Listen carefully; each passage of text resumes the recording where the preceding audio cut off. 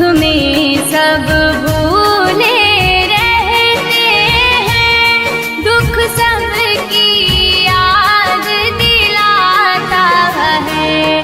दुख ही मानव की संपत्ति है, तू क्यों दुख से घबराता है। दुख ही मानव की संपत्ति है, तू क्यों दुख से घबराता है। दुख ही मानव की संपत्ति है, तू क्यों दुख से घबराता है।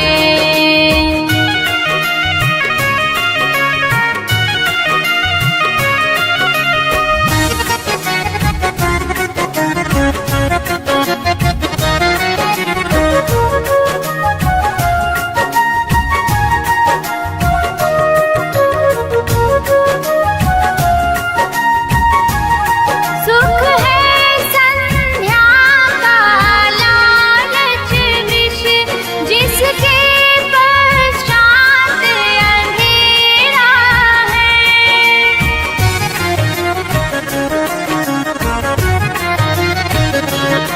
दुख प्रातः का है झूठ पुता, समय जिसके प्रशांत अंधेरा है।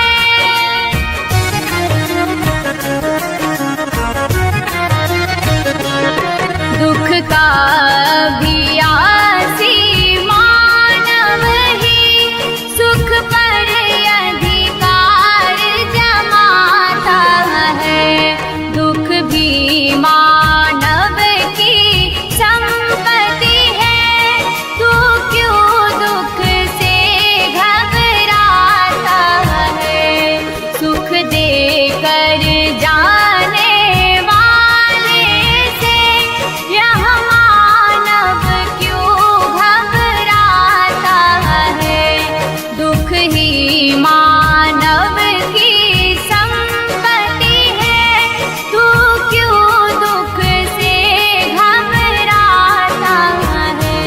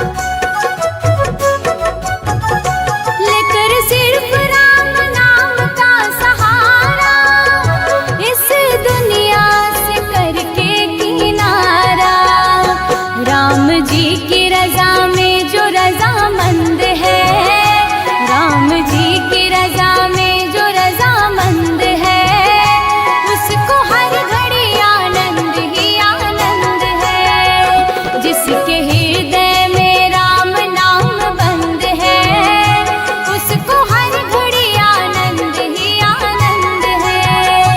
जिसके हृदय में राम नाम बंद है, उसको हर घड़ी आनंद ही आनंद है।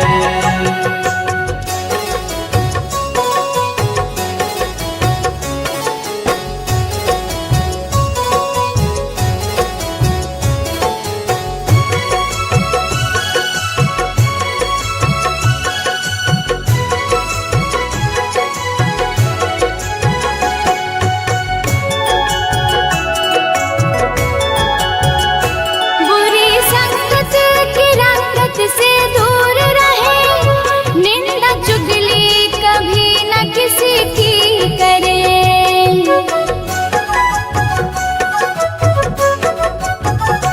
बुरी संगत की रंगत से दूर रहे, निंदा चुगली कभी ना किसी की करे। जिसको सत्संग हरदम पसंद है, जिसको सत्संग हरदम पसंद है, उसको हर घड़ी आनंद ही आनंद है। जिसके हृदय में राम नाम बंद है, उसको हर घड़ी आनंद ही आनंद है। जिसके हृदय में राम नाम बंद है, उसको हर घड़ी आनंद ही आनंद है।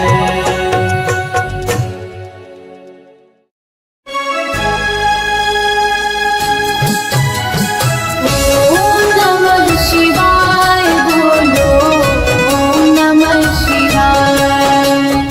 ओम नमः शिवाय बोलो, ओम नमः शिवाय। सृष्टि के शिव शंकर आधार, सृष्टि के शिव शंकर आधार। सृष्टि के शिव शंकर आधार, सृष्टि के शिव शंकर आधार। शिव से शक्ति, शिव से भक्ति, शिव से शक्ति, शिव से भक्ति, शिव से मुक्ति द्वार। सृष्टि के शिव शंकर आधार, सृष्टि के शिव शंकर आधार। सृष्टि के शिव शंकर आधार, सृष्टि के शिव शंकर आधार।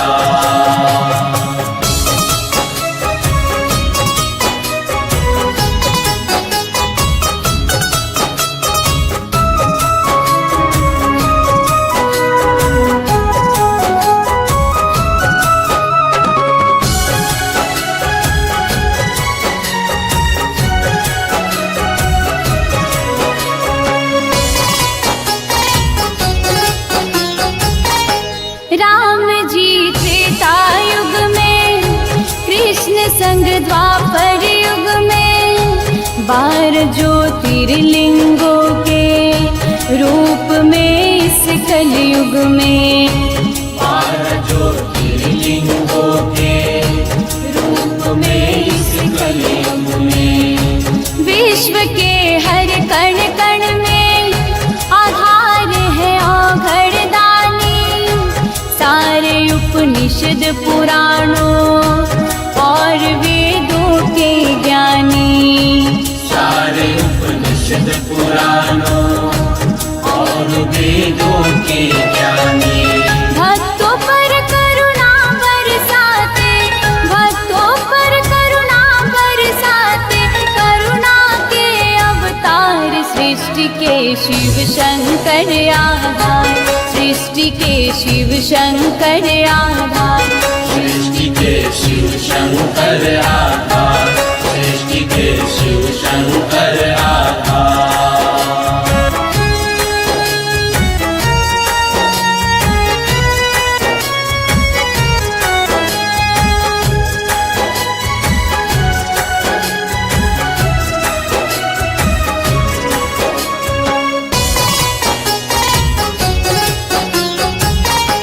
भक्तों को सोमनाथ जी मुक्त करते श्रापों से, मल्लिकार्जुन रखते बचा करके पापों से।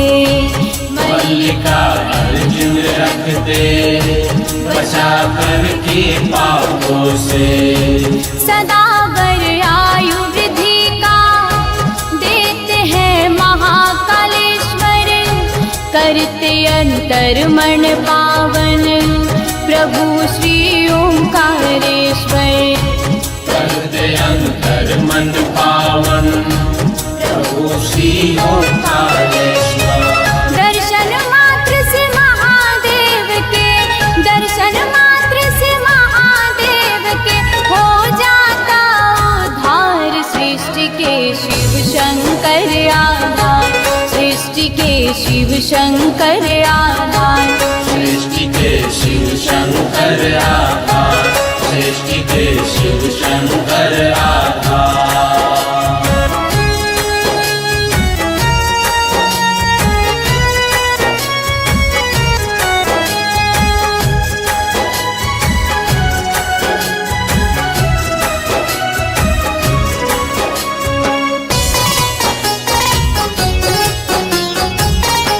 धाम केदारनाथ में है बसते स्वयं शिव शंकर, 7 जन्मों के पाप को हरते बाबा भीमाशंकर।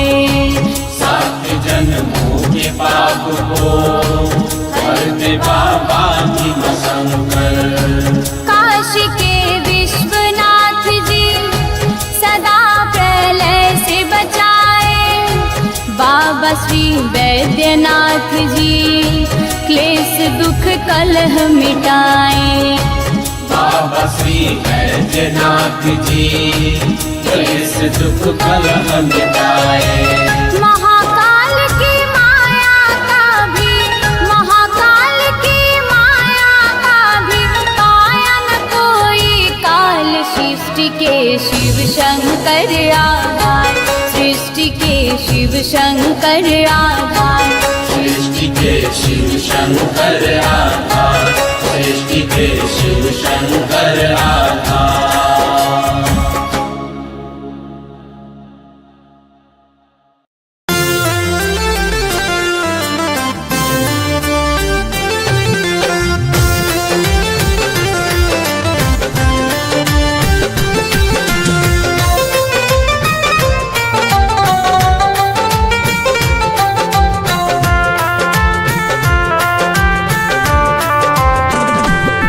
नगरी हो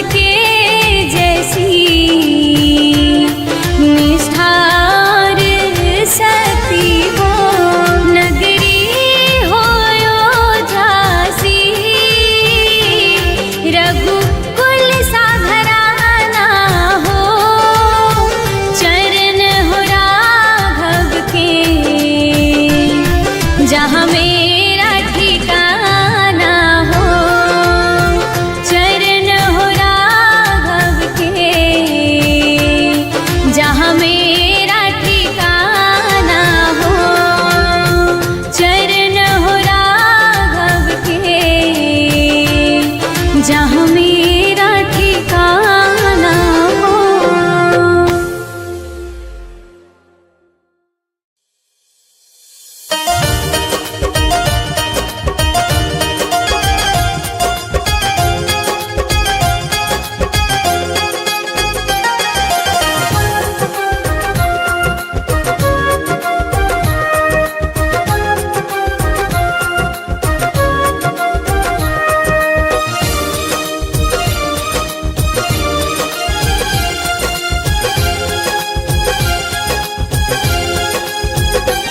जिस भजन में राम का नाम ना हो, उस भजन को गाना ना चाहिए।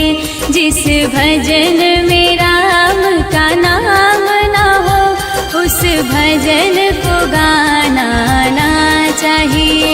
जिस भजन में राम का नाम ना हो, उस भजन को गाना ना चाहिए। जिस भजन में राम का नाम ना हो, उस भजन को गाना ना चाहिए।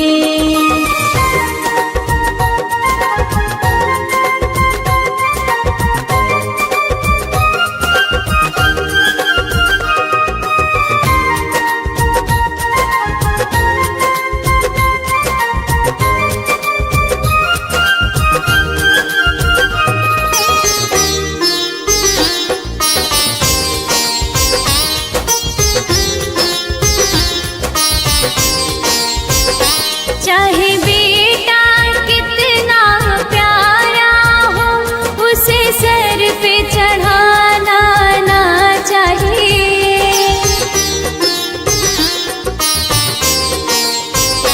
चाहे बेटा कितना प्यारा हो, उसे सर पे चढ़ाना ना चाहिए।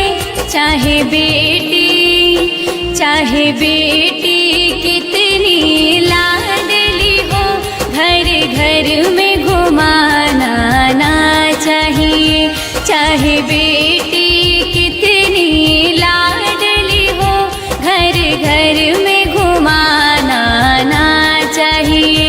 जिस भजन में राम का नाम ना हो, उस भजन को गाना ना चाहिए।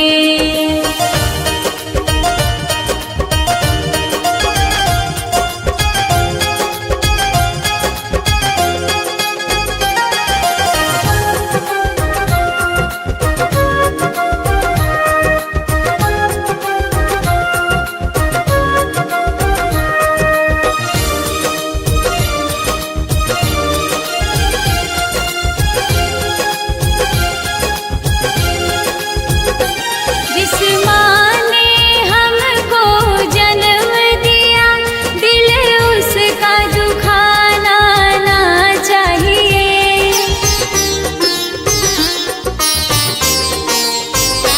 जिस माँ ने हमको जन्म दिया, दिल उसका दुखाना ना चाहिए। जिस पिता ने हमको पाला है, कभी उसे रुलाना ना चाहिए। जिस पिता ने हमको पाला है, कभी उसे रुलाना ना चाहिए। जिस भजन में राम का नाम ना हो, उस भजन को गाना ना चाहिए।